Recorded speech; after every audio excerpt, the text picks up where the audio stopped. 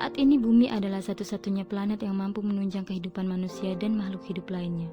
Namun selama lebih dari 50 tahun, produksi dan konsumsi plastik global terus meningkat.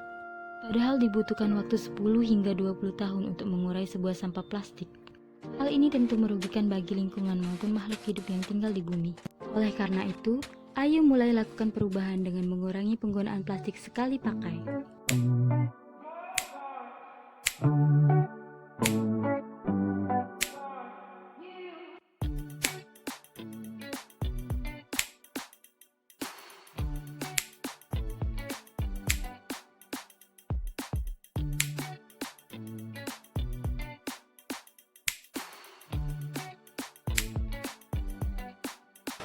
Selamat Hari Lingkungan Hidup Sedunia.